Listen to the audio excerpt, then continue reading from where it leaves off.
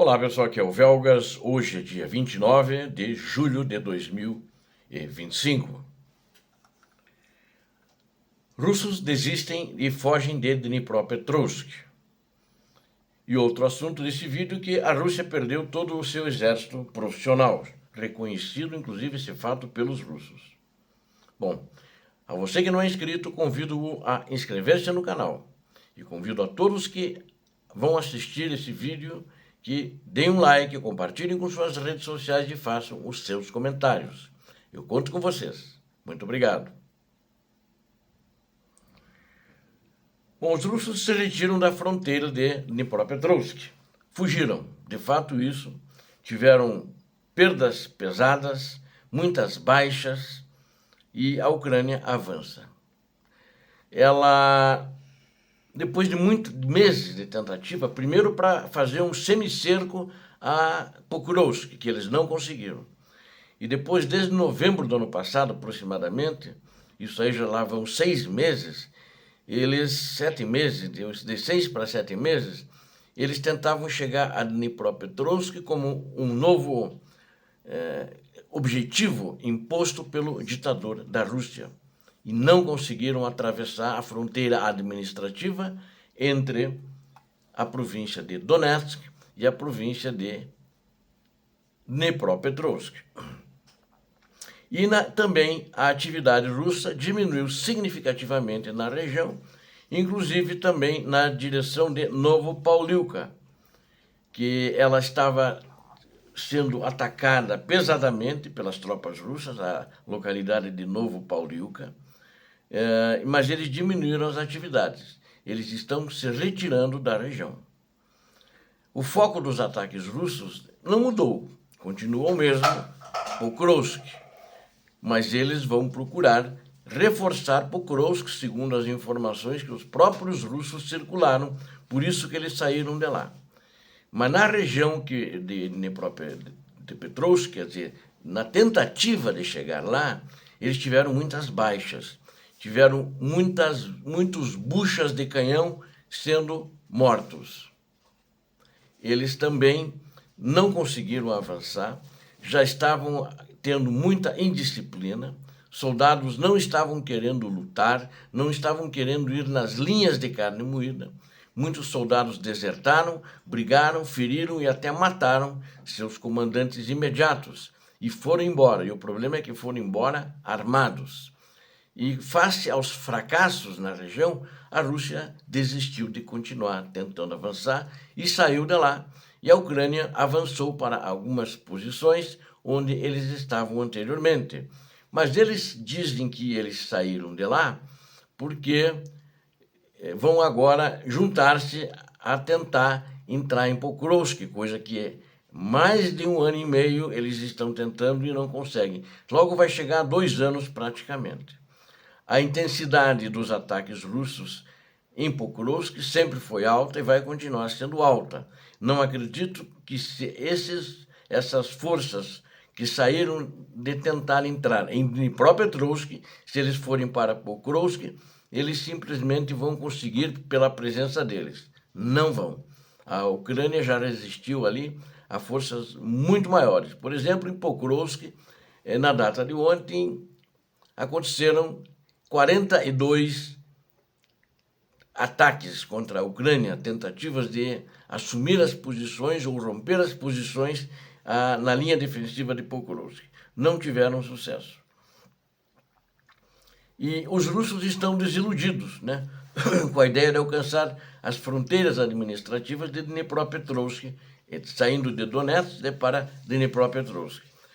A conclusão desta tarefa não está tão próxima quanto eles pensavam. E eles chegaram a alardear, a mentir, que é o que o Kremlin sabe fazer melhor, com fake news, dizendo que já tinham assumido algumas vilas na região de Dnipropetrovsk. Eles não conseguiram nem cruzar a fronteira e agora desistiram.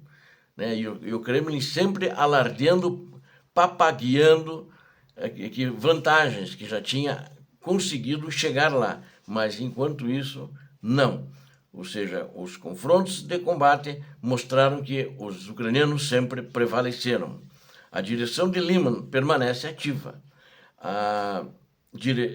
e com as forças russas pressionando nas mesmas linhas de que operavam há muito tempo. Ou seja, então ficou tudo como está. Em Pokrovsk, como eu dei o exemplo, 42 vezes eles atacaram. Em Limansk, eles também continuam pressionando, né?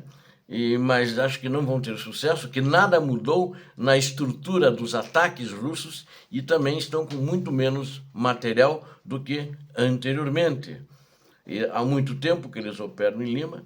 Há um ligeiro aumento de atividade na direção de Toretsk, mas nada significativo que possa surtir ameaças, né? Porque eles estavam com menos de 10 ataques por dia e ontem aconteceram 13 ataques. Ontem, não, no dia 27, no dia anterior, 13 ataques.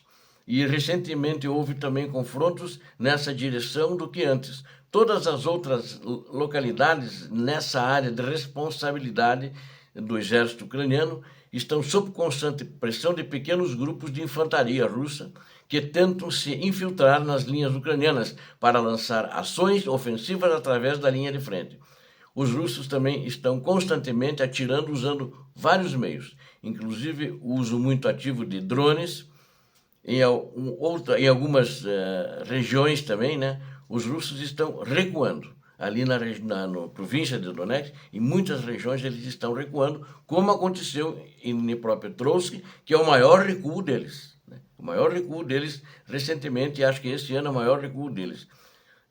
Atualmente as forças russas estão mobilizando um número muito significativo de efetivos, e principalmente de infantaria, simplesmente para tomar o máximo de território possível na direção de Pokrovsk. Esse vai continuar sendo o alvo principal, porque em Sumy já se deram mal, em Dnipropetrovsk já se deram mal, mas não se deram bem em Pokrovsk também, porque tiveram já muitas baixas. Esse ano e ano passado é o local onde o maior número de baixas de todo o teatro de operações acontece ali, né?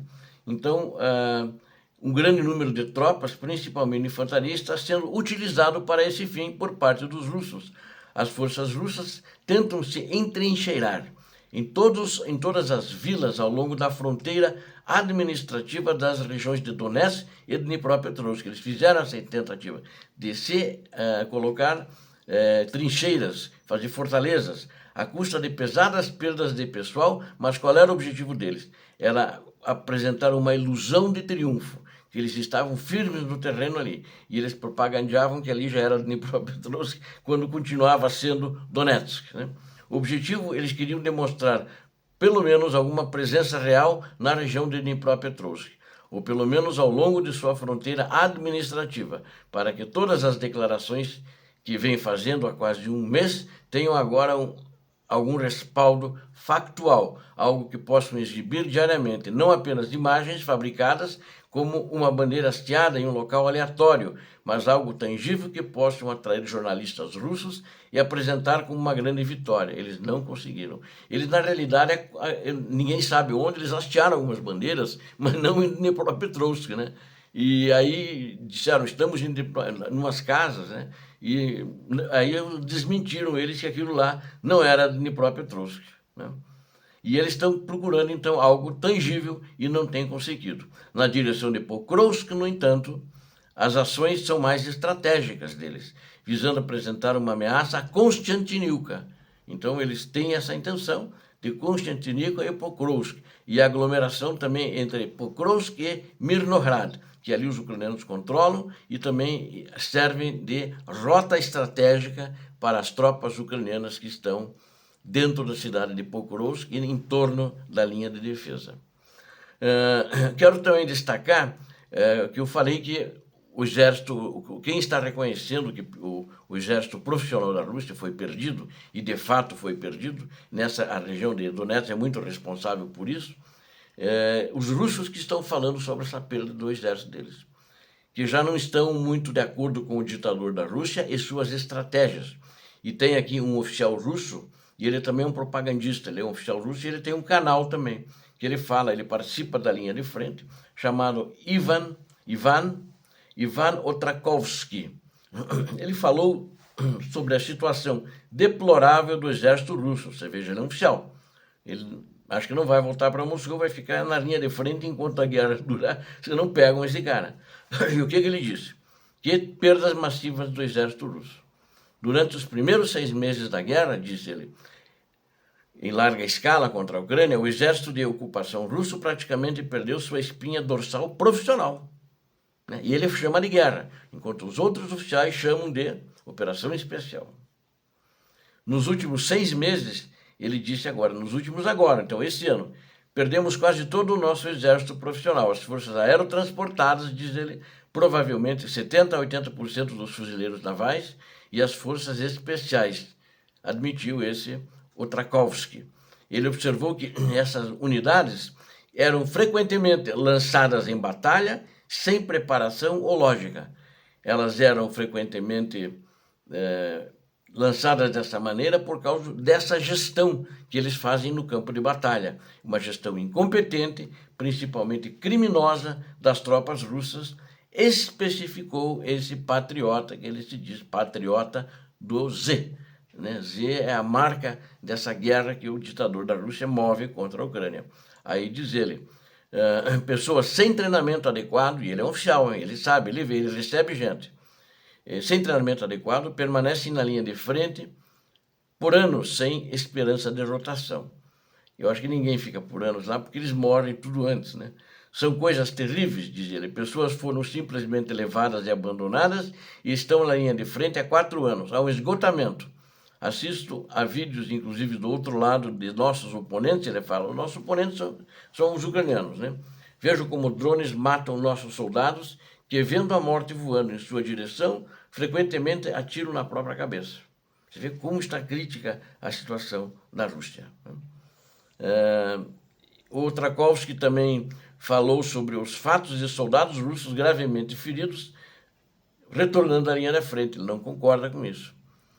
É uma falta de compaixão dos comandantes e do ditador russo que deixam isso acontecer. Fazem uma política contrária. Isso não é humano.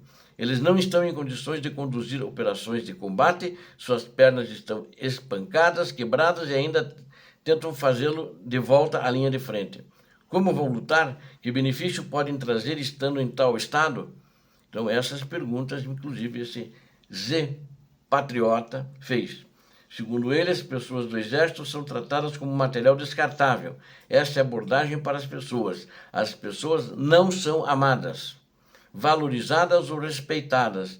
Ele também acusou o comando de destruir deliberadamente seus próprios soldados e emitir condecorações estatais por isso. Conhecemos unidades onde há açougueiros, ele falou isso, falando dos outros oficiais russos, açougueiros que matam pessoas em massa, recebem títulos de heróis da Rússia por isso. Essas pessoas são tidas em alta conta pelas autoridades, afirmou Otrakovsky. Então vocês vejam que a situação do exército russo é de penúria, é de morte, moral baixo, as pessoas estão fugindo e eles não estão conseguindo atingir os objetivos impostos pelo ditador da Rússia, porque eles não querem morrer, então estão desertando e muitos estão se entregando ao exército ucraniano.